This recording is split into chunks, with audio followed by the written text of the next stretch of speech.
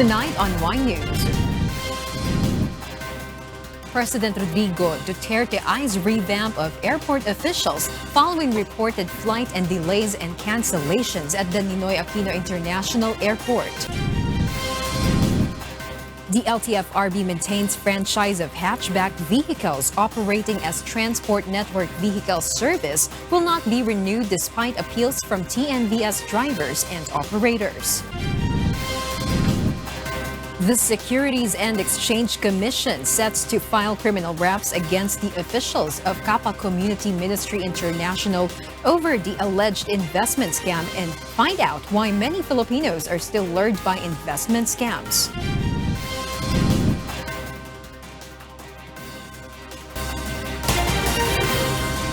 President Rodrigo Duterte hints a revamp in the organization of the Ninoy Aquino International Airport.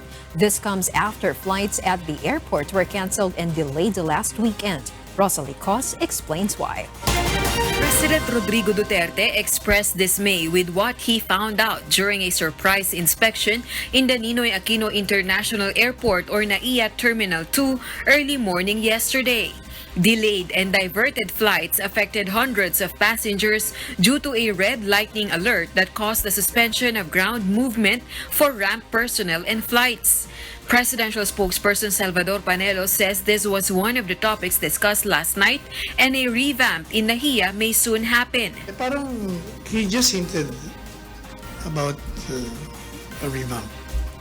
Parang in passing na sinabi, wala siya masyadong explanation. So paano niya The palace official adds the president also prefers that airport security be handled by a single entity, either from the military or civilian force. To ease congestion in NAIA, there are also plans to transfer some general aviation or domestic flights to Sangli Air Base in Cavite. The chief executive also gave a directive to Transportation Secretary Arthur Tugade to start the operations in Sangli immediately. Parang ang target date niya, December. Sabi naman ng Presidente, ang tagal yan, November na lang. Kasi he's in a hurry. He wants to fix all these things. Yeah, but it will He depend. wants to have a solution to the traffic in EDSA. Okay. Mamadali siya. Okay. Kakayahin siguro, knowing Secretary Art. Rosalie Cos, UNTV, News and Rescue, Philippines. The pilot testing of the National Identification System will begin in September. Presidential spokesperson Salvador Panelo said that during the cabinet meeting on Monday. The Philippine Statistics Authority earlier said the registration for the National ID system will be open to Filipinos and resident aliens aged 5 and above. Indigent persons with disabilities and government workers will be the first to be registered. President Rodrigo Duterte signed the Republic Act 11055 or the PhilSys Act in August last year. The law, which covers Filipino citizens and foreign residents, seeks to harmonize, integrate, and interconnect the redundant government issues IDs by establishing a unified ID system. The PSA said that by 2022, around 100 million cards will be issued to Filipinos and resident aliens. The Land Transportation Franchising and Regulatory Board reiterates they will not renew the franchises of hatchback vehicles that operate as Transport Network Vehicle Service or TNVS. Meanwhile, Grab Philippines explained the massive deactivation of their drivers before the LTFRB, as well as the issue on fare discounts. Joan Nano tells us why. Hundreds of Transport Network Vehicle Service or TNVS drivers deactivated from Grab Philippines system staged a protest action earlier today. These are the drivers of hatchback vehicles that operate as TNVS. They are complaining against the Land Transportation Franchising and Regulatory Board or LTFRB for not renewing their franchises, though they are already processing the requirements. But the LTFRB reiterates they will not renew the franchise of hatchbacks operating as TNVS. LTFRB Chairman Martin Delgado argues that drivers have already been informed about this policy. He explained they consider the operation of hatchbacks for some time before to give drivers more time to change their vehicles and to prevent a shortage of vehicles based on passenger demand. Delgado insists the affected drivers should have changed their vehicles within the transition period. Under the new rules, at the time, even at the time when we open up the 10,000 last December and the 20 earlier this year and even the 10,000 yesterday, wala na po tayong hatchbacks kasi po it's really not up to standards. Based on the LTFRB's regulation, vehicles with 1,200cc motor engines like hatchbacks are not allowed to operate as TNVS or taxis due to safety issues. On the other hand, hatchback drivers reacted with dismay over the LTFRB statement. Ang mga sasakyan po namin, karamihan po ito'y loan sa bangko. Hindi pa po tapos ang pagbabayad namin dito. Kung papalitan po namin, hindi po basta-basta ang pera sa amin. Representatives of Grab Philippines appeared before the LTFRB for a show-cause order hearing and explained the massive deactivation of their drivers. Complaints on not giving fair discounts to senior citizens, students, and persons with disabilities were also discussed in today's hearing.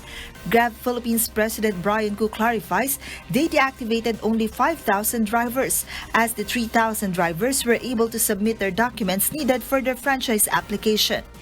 Prices will not be affected. Yung current fares should stay the same. Ngayon, i-monitor namin yan. Our team will closely monitor that. Should prices go up, we will adjust fares downwards as we still have commitments to the PCC. Grab PH also clarifies that they have been providing discounts to senior citizens, PWDs, and students even before. The ride-hailing service company notes their system can identify the status or age of a passenger as long as they use their own account upon booking a ride. Grab admits, however, that if an account holder books a ride for a senior citizen, for instance, the passenger cannot avail of discount. We are further developing or exploring possibilities to make it easier, to make the process simpler for seniors, PWD, and students. But at the same time, still safeguarding against fraud and possible abuse. The LTFRB orders Grab PH to submit a complete list of partner drivers who have yet to acquire a franchise, as well as more details on the issue of fare discounts. Shoa Nano, UNTV News and Rescue, Quezon City. The Securities and Exchange Commission plans to file charges against Kappa Community Ministry officials. Meanwhile, the police await a court order to complete shutdown Kappa chapters in the Caraga region. Vincent Arboleda will tell us why. The Securities and Exchange Commission, or SEC, plans to file criminal charges against the officials of Kappa Community Ministry International Incorporated over an investment scam. SEC Chairman Emilio Aquino says that although there is no secondary license for investment products, Kappa Community Ministry, established in 2013, has collections of donations in exchange for promised interest, which the group calls love gift, that could reach up to 30% each month. The Court of Appeals has ordered to freeze Kappa's bank accounts in accordance with SEC's request. Kappa's founder Joel Apolinario has denied the allegations. President Rodrigo Duterte himself has ordered the National Bureau of Investigation and other government agencies to shut down investment schemes that are proliferating mainly in southern Mindanao, including Kappa, which stands for Kadato ang Padulungan Apil Komunidad, or heading towards wealth together with the community. According to its website, Kappa is a legitimate non-denominational religious corporation. Kappa has chapters in Davao, Surigao City, Iloilo, and other parts of Visayas and Mindanao, and even in Cavite. In Caraga, the Philippine National Police have identified Kappa branches found in Bayugan City, Hinatuan, Tandag City, Buena Vista, Cabadbaran, and Butuan City. PRO 13 Regional Director Police Brigadier General Gilberto Cruz says they await the court's closure order before totally shutting down the Kappa offices in the region. With that, inaalam namin kung sino-sino yung mga nagmiyembro on our part. Sabihin, ang tinitignan lang namin dito, pag ganyang may mga nagre-reklamo, ibig sabihin, merong tinatamaan, merong mga anomalya. The police official also warns cops against joining Kappa or any investment schemes to avoid any trouble. Parang it's too good to be true naman na magbibigay sila ng 30% na tubo dun sa ipapasok nilang pera.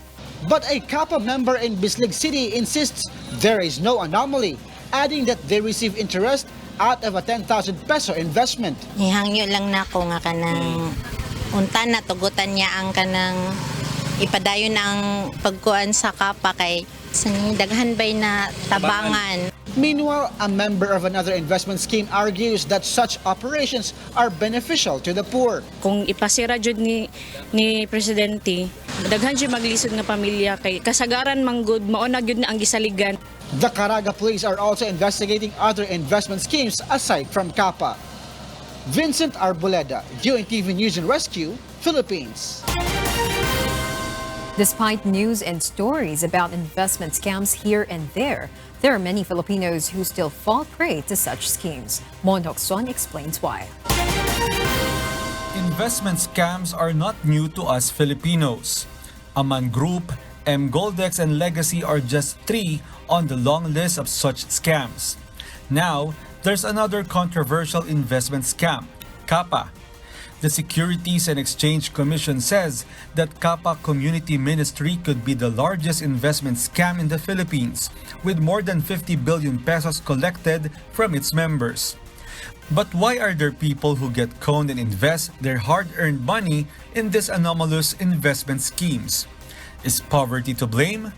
According to Rosel Ray, a financial expert, it is not only poverty. Financial illiteracy or yung kakulangan sa knowledge pagdating sa paghawak ng pera. Kasi tayo mga Pilipino, 'di ba, parang pag merong hawak na pera, nakakaisip na kaagad tayo paano natin gagastusin. May nag-offer bigla, scamming or akala mo ay double your money. Dahil hindi tayo sanay humawak ng pera, ang tendency natin napapaisip tayo, double your money. Eto na ibibigay natin sa scammer. The financial expert added that many Filipinos easily give their trust, especially to their relatives and friends. So pag halimbawa, tayo ay may kaibigan, kamag-anak na biglang nagkumbinsi sa atin, uy, mag-invest ka naman dito, double your money. Dahil kamag-anak mo, kaibigan, malapit sa'yo, tendency mo, bakit siya nag-invest? Di ako rin. Ray said that financial literacy must be added to the curriculum in schools in the country. This can raise awareness among the public to prevent them from getting victimized by frauds. At syempre, if it is too good to be true, malamang wag kang maniwala dyan. Kasi halimbawa, double your money. Maging mayaman ang pera, huwag mong paniwalaan kaagad yan. To avoid being deceived by investment scams, Ray gives some tips to the public. Don't believe the more recruits means better business scheme. This could be a pyramiding scam, although there are legitimate networking businesses. We must be careful not to engage in this kind of investment schemes. Don't be deceived by figures and digits. And many people doing the business doesn't automatically mean it's a legitimate one. Remember that scammers are impressively articulate in sales talk to swindle others. If an investment company has no legitimate website, then it is presumably a scam. Better check the company name on the Philippine Investment Funds Association or PIFA website to verify if it's a registered investment company. Credible investments do not have a limited time offer. Do not believe this technique done by fraudsters. Investing is not becoming rich overnight. It's about building a portfolio throughout a long period of time. Skepticism is important when it comes to multiplying your finances. Don't be afraid to ask the difficult question. Is this too good to be true? Monhok Son, UNTV News and Rescue. Good evening. Senator Antonio Trillanes IV presents evidence to prove that Peter Jomel Advincula alias Bicoy is speaking and acting on his own. Nel Maribohok will tell us why. He is not behind the ouster plot against President Rodrigo Duterte. This is what Senator Antonio Trillanes IV wanted to prove when he presented today evidence during a press briefing in the Senate. Senator Trillanes showed screenshots of text conversations dated August 2018 between a Catholic priest and Peter Jomel Advincula, the man who claims to be the Bicoy in a viral series of videos entitled Ang Totoong Narcolist, which allegedly aims to stain the name of President Duterte. Senator Senator Trillanes says Advincula was persistent in sending messages to the Catholic priest regarding information he has allegedly about personalities involved in illegal drugs. The senator argues these are proof that Advincula is acting and speaking alone. Ngayon pa ba tayo, Padre, aatras? Padre, nakahanda na ako. Utangin man nila ang buhay ko, Padre. Utangin man nila. Mailantad lang ang tunay na naganap sa ating lipunan. May kita nyo yung tema, siya yung nangungulit doon sa mga nagkukupkup sa kanya. Kabaliktaran yan doon sa kanyang aligasyon na ito ay isinusubo sa kanya na siya ay parang robot na sinususian lang. The senator also presented a video that shows Advincula seemingly drunk, supposedly to prove his statements were spontaneous. Certo siya ang pinapatay mo. Di ba lang yan? Alam ko yun. The point of that video is galing sa kanya lahat ng aligasyon niya. Advincula had earlier tagged some members of the First Family and other personalities as having involvement in the drug trade through the Ang Totoong Narcolis videos. But weeks after, he flip-flopped his statements and alleged Senator Trillanes and the Liberal Party as behind the scheme to topple the Duterte administration. The senator maintains that if the Department of Justice pursues complaints against him, he will divulge more evidence in court to prove his innocence in the so-called ouster plan against the president. Nakikita naman ng police at ng mga prosecutors kung anong kakaharapin nila. Sinasabi ko nga, pagpipiestahan ito ng mga abogado sa korte, magmumukhang katawa-tawa yung piskal na magpe-present nitong tao na ito sa korte. Nel Maribuhok, UNTV News and Rescue, Pasay City.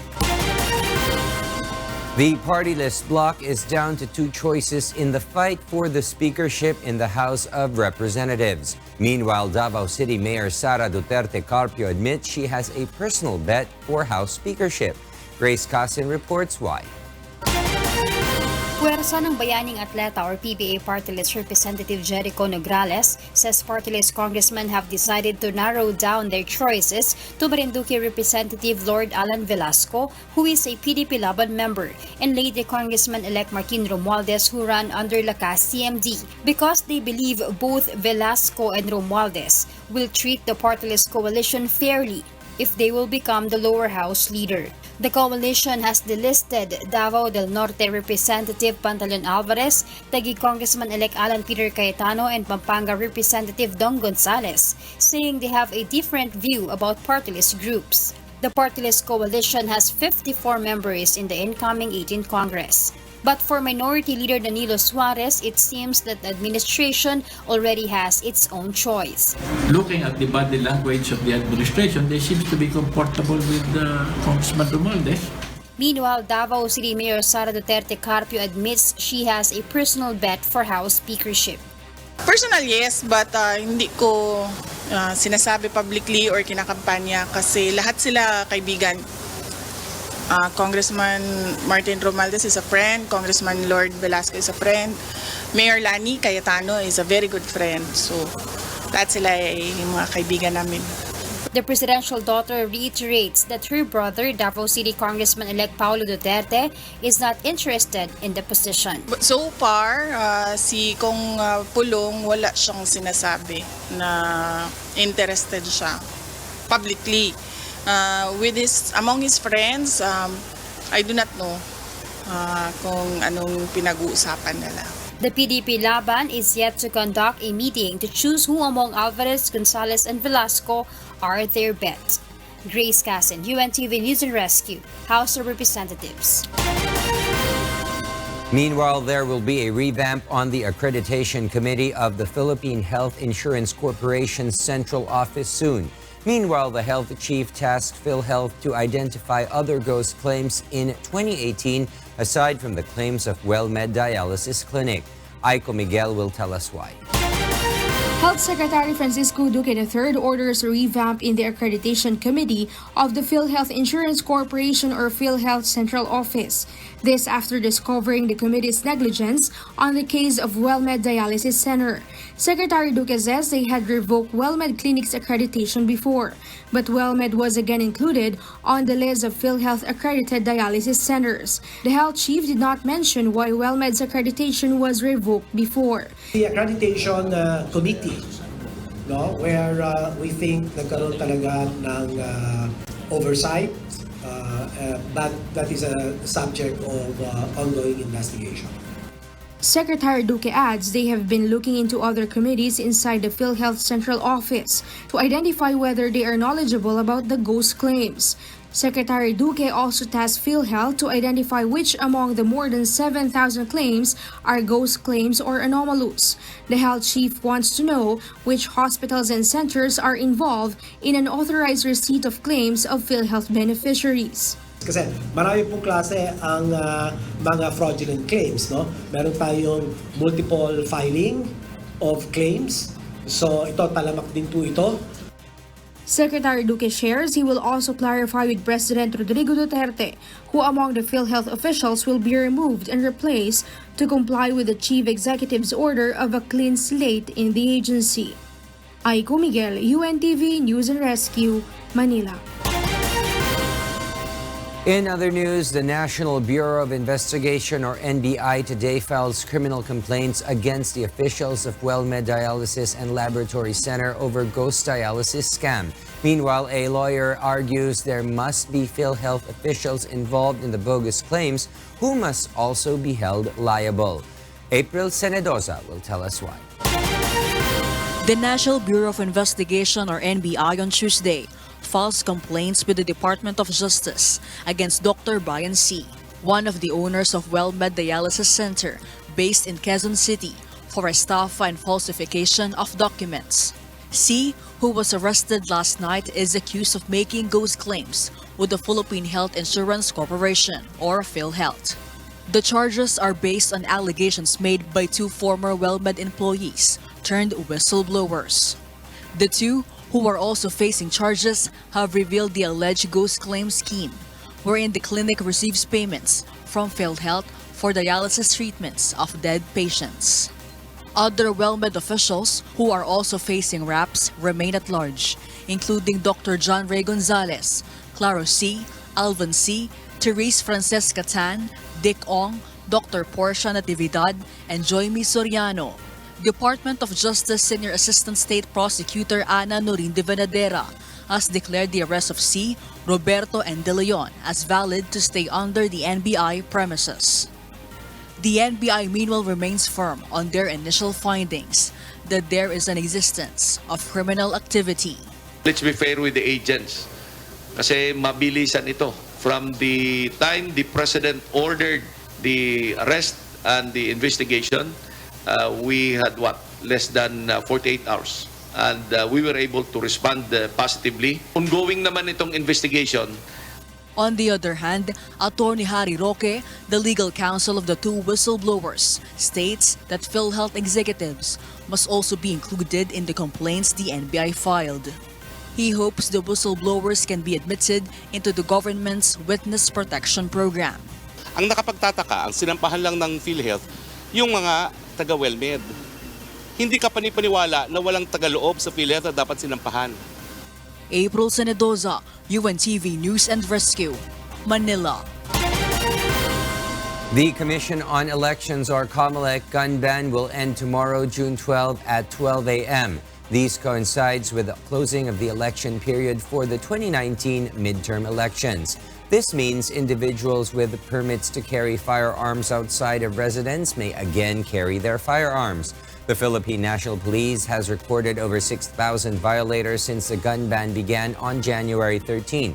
Authorities confiscated more than 5,000 firearms and almost 50,000 deadly weapons. Lahat ng mga ito ay nakalaboso at sinampahan ng kaukulang kaso. Doon naman sa mga pulis na lumabag ay meron po silang kinakaharap ngayon na kasong administratibo dahil sa paglabag sa ating mga alituntunin at patakaran. Meanwhile, Canada plans to ban some single-use plastics like straw bags and cutlery by early 2021. Mirasol Abogadil will tell us why. From plastic bags to straws, single-use plastic products have worn out their welcome in Canada.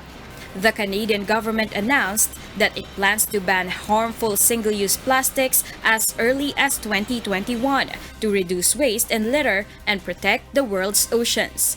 Canadian Prime Minister Justin Trudeau announced the move less than 5 months before a national election in which climate change and pollution are widely expected to be among the top campaign issues. To be honest, as a dad, it's tough trying to explain this to my kids. How do you explain dead whales washing up on beaches around the world, their stomachs jam-packed with plastic bags? Canada's move follows one by the European Parliament, which voted earlier this year to ban several single-use plastic products, and recent disputes with the Philippines and Malaysia over Canadian waste shipped to them. Less than 10% of plastic used in Canada gets recycled, and Canadians will throw away an estimated 11 billion Canadian dollars worth of plastic materials each year by 2030 without a change in course, the government said in a statement. Exactly which types of plastics will be targeted will be a science-based decision, Trudeau said. The initiative includes requiring manufacturers of plastics to be responsible for the entire life cycle of their products, he added. Canada recently became entangled in a political dispute with the Philippines over 1,500 tons of household waste, mislabeled as recyclable plastics, shipped to Southeast Asia in 2013 and 2014. Canada agreed to take it back last month after a protracted diplomatic spat. Malaysia similarly said it would return 3,000 tons of plastic waste from Canada, the United States, Japan, and the United Kingdom. Mirasol Abogadil, UNTV, News and Rescue. And to complete the most significant news for this day, Y News continues. Here are the top stories. And for the news abroad, here's Kath Dumaraos reporting live from Bangkok, Thailand. Kath, good evening. Good evening, William. Mexico's foreign minister says they are ready to work with other Latin American countries to stem the flow of migrants. This report tells us why. Mexican Foreign Minister Marcelo Ebrard said on Monday that measures agreed with the United States last week to stem the flow of U.S.-bound migrants entering Mexico from Central America will be evaluated after 45 days. Ebrard said if Mexico managed to reduce the number of people entering the country, it would show steps taken by the Mexican government are working. On Friday, the United States and Mexico struck a deal to avert a tariff war, with Mexico agreeing to rapidly expand an asylum program and deploy security forces to curb illegal immigration from Central America. U.S. President Donald Trump had been threatening to impose 5% import tariffs on all Mexican goods starting on Monday if Mexico did not commit to do more to tighten its borders. There was no specific migration reduction target, Ebrard said, noting that when he began talks in Washington last week to defuse the tariff threat, the U.S. government wanted Mexico to accept a safe third country agreement over migration. O dicho de otro modo, ser el tercer país seguro. It means that people who want to seek asylum through our territory will have to do so in Mexico and will not be able to reach the United States to do so. We told them that we have many reservations about that. I myself declared upon arriving to Washington that I would not like to make that agreement. Trump, who has called the surge in migrants an invasion, had threatened to keep raising tariffs against Mexico up to 25% unless López Obrador's government satisfied his demands. Firstly, we have to take into account we have a free trade agreement presented to the Senate in Mexico and which is in the U.S. Congress. If unilateral tariffs are applied, then we would move away from the free trade agreement model. U.S. border officers caught over 132,000 people crossing from Mexico in May, the highest monthly level since 2006. Mexico and the United States agreed to keep talking about further possible measures to address the crisis and would make announcements on the matter after 90 days. Kat Dumaraos, UNTV News and Rescue. At least 2 bodies have been recovered from the wreck of a tourist boat that sank on the Danube in the Hungarian capital Budapest last month. Divers entered the boat as a floating crane slowly brought it to the surface. The mermaid was carrying South Korean tourists when it was in collision with a cruise ship and capsized, leaving 20 people dead and 8 others missing. Recovery efforts have been hampered by high water levels, made worse by heavy rain. A South Korean NGO says it has identified 318 sites in North Korea that have been used by the government to carry out public executions. The Transitional Justice Working Group interviewed 610 North Korean defectors over 4 years for its report. It documented decades of killing for offenses ranging from stealing a cow to watching South Korean TV. Public executions took place near rivers, fields, markets, schools, and sports grounds, the rights group said.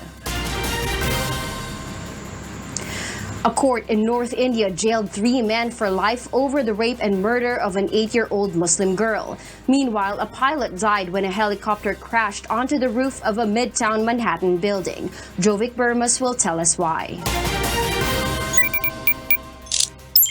In the USA, a helicopter crashed onto the fog-shrouded roof of a midtown Manhattan skyscraper on Monday, killing at least 1 person and unnerving a city still scarred by memories of the September 11, 2001 airplane attacks on the World Trade Center. The incident sparked a rooftop fire which was quickly extinguished. Some workers were evacuated from the tower, but none were hurt.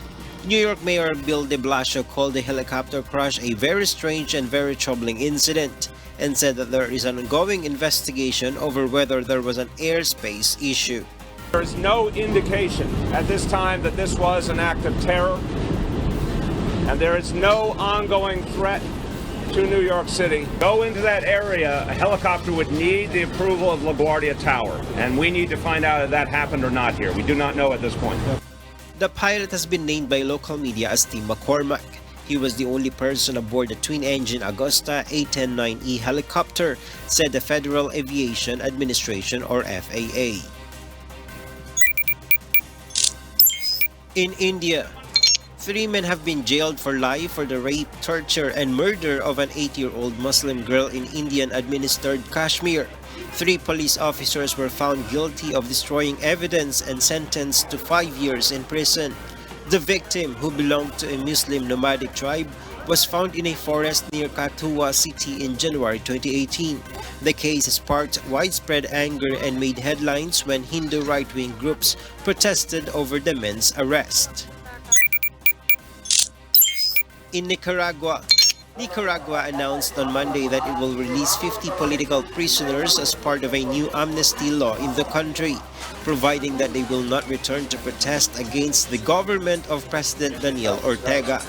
The amnesty law was passed by the country's parliament on Saturday, but Ortega's critics and human rights groups say the new legislation would also pardon police and forces aligned to the government that committed acts of violence against demonstrators. The government arrested hundreds of people during violent clashes that first erupted in April 2018 when President Daniel Ortega tried to cut welfare benefits. Jovic Burmas, UNTV News and Rescue. And those are the news from the other parts of the globe. Back to you, William. Thank you very much, Kath Demaraos, reporting live from Bangkok, Thailand.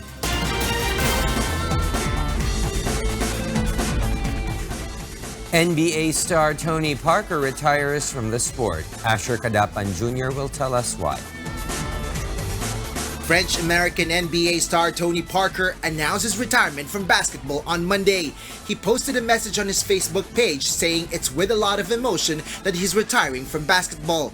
The Belgian-born son of a U.S. professional basketball player, Parker was raised in France and was drafted in 2001 by the Spurs, playing with them for 17 years. The 37-year-old point guard has made no secret that his departure from the San Antonio Spurs to the Charlotte Hornets this season was the final stage of his career. It's hard to realize, to be compared to the Celtics trio with Bird or the Lakers trio with Magic is like, I don't know, growing up in France, I never thought I'd be achieving something like that. So I think I realized more when I retired. But obviously it's an unbelievable accomplishment, and I feel very lucky to be with those guys, all those years, especially in professional sports. It's very rare that you play 12, 13, 14 years, with the same teammates, same coach. Other NBA stars call him a basketball legend. Parker, who led the French national team, bids adieu to the NBA as a 4-time NBA champion, 6-time All-Star, 4-time All-NBA, and 2007 Finals MVP. Based on statistics, Parker ends his career with the 7th most wins in NBA history with 892. Asher Cadapan Jr., UNTV News and Rescue. Japan develops new artificial meat as an alternative with beef veins. Kappa Maraos will tell us why.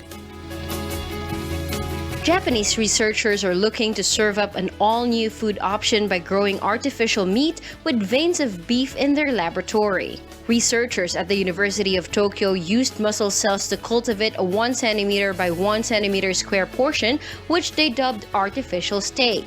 With the entire cultivation process taking about 1 week, it could come to make a major impact on food markets one day. But as for concerns about the taste, the researchers say they will look to integrate fat, blood, and even bone into the meat in the future to restore the flavor of genuine beef. With the increase of the global population, demand for meat is becoming even bigger as meat prices go up. This has seen more studies now focusing on the possibility of developing artificial meat. By 2050, the world population will reach about 9 billion.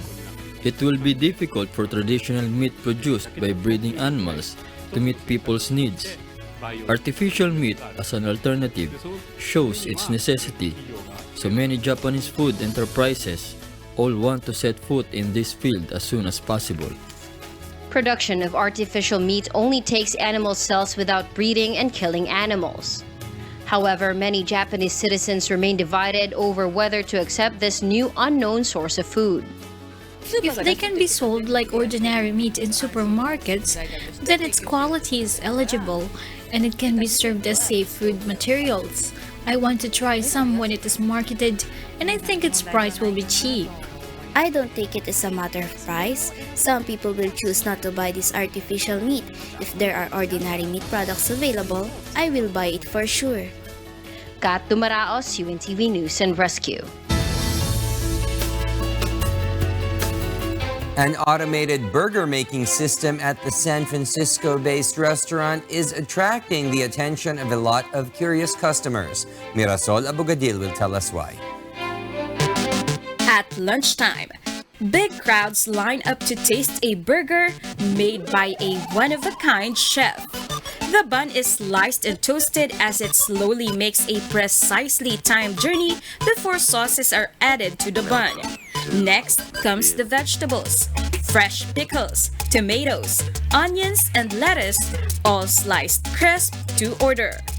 The robotic system then sprinkles fresh grated cheese and seasonings on top. During this time, not a single human hand touches the gourmet burger until it is served fresh and hot to the customer.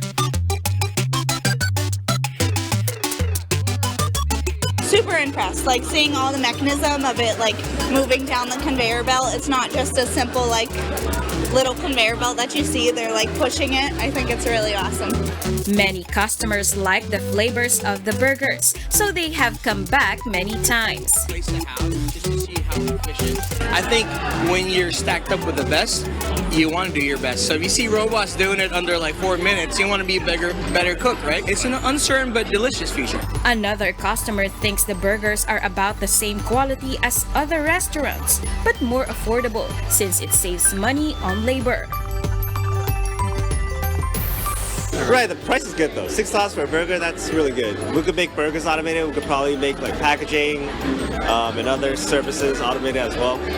Currently, Creator is only open during lunch hours 3 days a week as the restaurant continues to fine-tune the experience based on customer feedback on the restaurant's newest chef in town. Mirasol Abogadil, UNTV, News and Rescue. And those are the reasons behind the news this June 11, 2019. On behalf of Alex Baltazar, I am William Theo, and before we close, we will recap with today's significant sound bites. Because we need to know, we will always ask why. Good evening. Parang he just hinted about a revamp. Parang in passing na sinabi, wala siya masyadong explanation. Under the new rules, at the time, even at the time when we opened up the 10,000 last December and the 20 earlier this year and even the 10,000 yesterday, wala na po tayong hatchbacks kasi po it's really not up to standards. Parang it's too good to be true naman na magbibigay sila ng 30% na tubo dun sa ipapasok nilang pera. Ang nakapagtataka, ang sinampahan lang ng PhilHealth, yung mga taga-WellMed. Hindi ka panipaniwala na walang tagaloob sa PhilHealth na dapat sinampahan. Man, I feel so bad for those two, especially Kevin. I don't know the extent of his injury, but that's never fun, man. For him to put his health on the line, to come back and compete at the highest level,